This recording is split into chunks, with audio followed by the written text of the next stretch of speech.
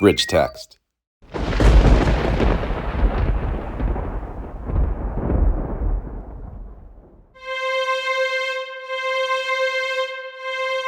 Recently, Vladimir Putin ordered that a masterwork from the Middle Ages entitled The Holy Trinity by a Russian icon artist named Andrei Rublev be returned to the Russian Orthodox Church. And apparently Patriarch Kirill, the religious leader of the Russian Orthodox Church, was delighted and beside himself. However, Russian curators are aghast at what's happening because this is a very, very fragile work, and it was kept in very pristine, sort of protected conditions in a museum. And now that it's been moved to this church, it's in danger, effectively, of disintegrating. However, the backstory psychologically, Putin is rumored to have developed a very superstitious streak and believes that he effectively wants God to be on his side, or that he feels that God is already on his side and that he wants to placate God.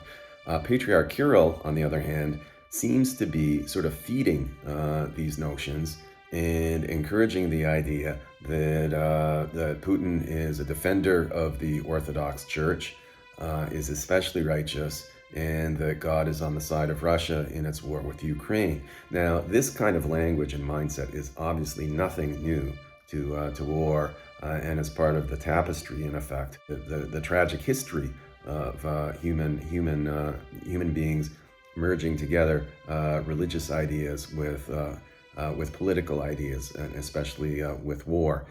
It does suggest that psychologists who believe that Putin is somewhat unstable would have a point. And furthermore, it suggests that intelligence agencies in the West are going to be watching all this carefully because, of course, they're interested in the mindset of a leader such as Putin. How all of this will play out is something that I'm not sure of, but it is noteworthy from a psychological perspective.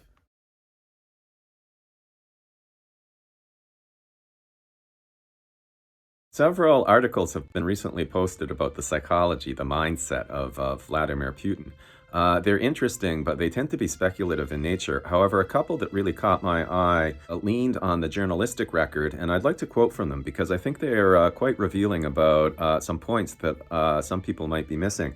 The first was published by the Bulletin of Atomic Scientists, and in this case, it emphasizes that Putin is somewhat paranoid, and his ideas may have come from a white emigre Russian thinker named Ivan Ilyin.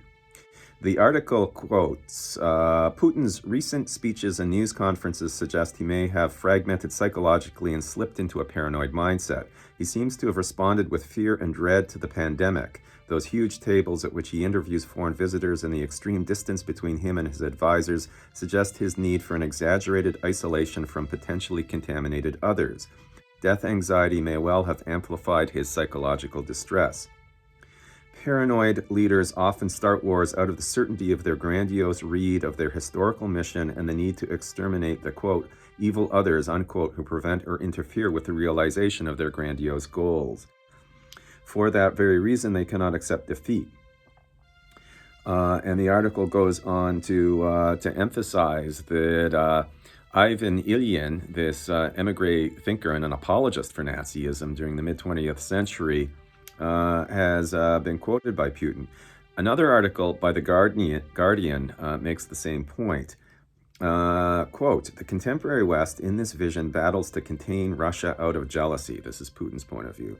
Europe has collapsed into decadence, crushed by the weight of its humanism and political liberalism, etc.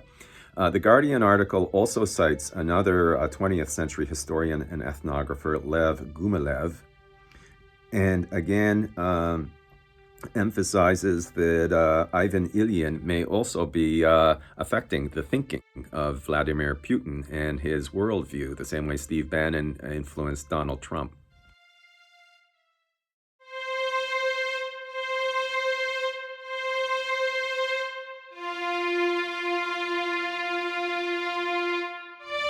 More about the psychology of Vladimir Putin. Today I read an article entitled 7 Ways That Vladimir Putin is a Crazy Badass. Now, here, the phrase crazy badass did not mean crazy, as in crazy monster, crazy politician. It meant admirable tough guy. And it listed different examples of the way in which Putin is sort of admirable and very macho and in control.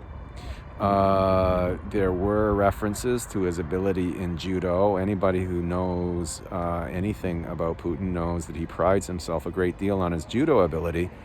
But there was also mention of another incident where he was at a forest fire. He was on board a plane, a forest fighting plane that was dumping water and flame retardant chemicals onto this fire. And at a certain point, he took control of the aircraft and zoomed in and made sure that the aircraft was handled by him. Now, the article described his behavior as showing how much he cared and how much he took personally this incident of the forest fire. But it was an interesting example of a certain degree to which he has a sense that he himself must be in control of every situation. The article was published in 2012. It goes back quite a bit. And since then, I've seen several references to the way in which Putin sort of self-identifies with Russia and feels that he himself must be the one who is in control of Russia's destiny. This is not in itself sign of a particular serious psychiatric disorder, but it is an odd characteristic for a national leader to have. Furthermore, apparently Putin has an incredible security detail. Something like 50,000 people look after his security, much greater than the American Secret Service. So there's sort of this discrepancy between great personal control on the one hand and great sort of bureaucratic secrecy and protection on the other.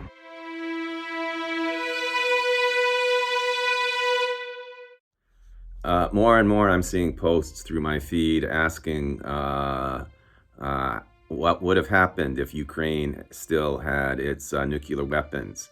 There's a logic to asking that question. The argument, the implication is always that if it had nukes, the Russians would not have attacked. Yeah, there is a logic there.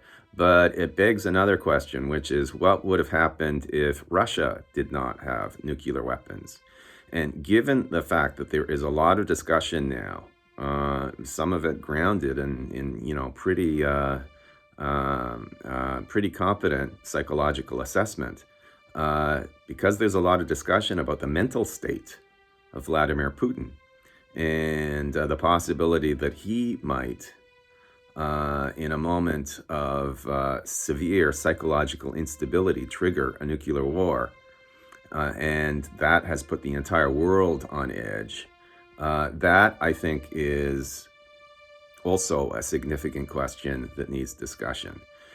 After this whole crisis is over, if any of us are still left, we're going to have to sit down collectively and start thinking about the role that nuclear weapons and nuclear proliferation plays in world politics. And we're also going to have to look at the sort of double standard that exists in terms of one set of nuclear powers sort of accepted as being able somehow to have nuclear weapons and other countries not.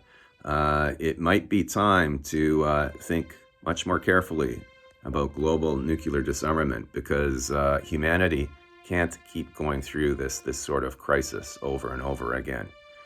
I live in South Korea, by the way. I'm used to this sort of thing.